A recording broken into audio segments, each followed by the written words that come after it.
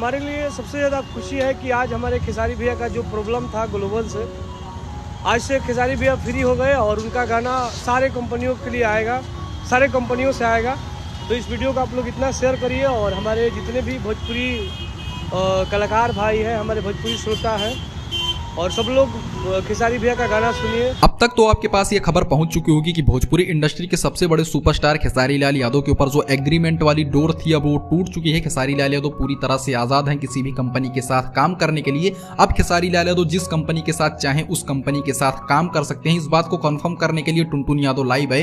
उन्होंने सबसे पहले खेसारी भैया को बधाई दी कि जो उनका एग्रीमेंट खत्म हो चुका है। खेसारी लाल यादव की भोजपुरी इंडस्ट्री के अंदर जो आजादी थी वो फिर से वापस आ चुकी है। खेसारी लाल यादव का जलवा फिर से भोजपुरी इंडस्ट्री के अंदर दिखना शुरू हो चुका है। अब हम आशा करेंगे कि खेसारी भैया बहुत जल्द भोजपुरी इंडस्ट्री के अंदर अपने पुराने अंदाज के अंदर वापस आए। खेसारी लाल यादव अपने गानों की बौछार करना फिर से भोजपुरी इंडस्ट्री के अंदर शुरू कर दें। एक महीने में 10 गाने, 20 गाने, 30 गाने, जितना मन करे उतने गाने निकाले। हम सब गाने को हिट करवाने के लिए तैयार हैं। इसके बारे में आप क्या सोचते हैं हमको कमेंट जरूर कीजिएगा।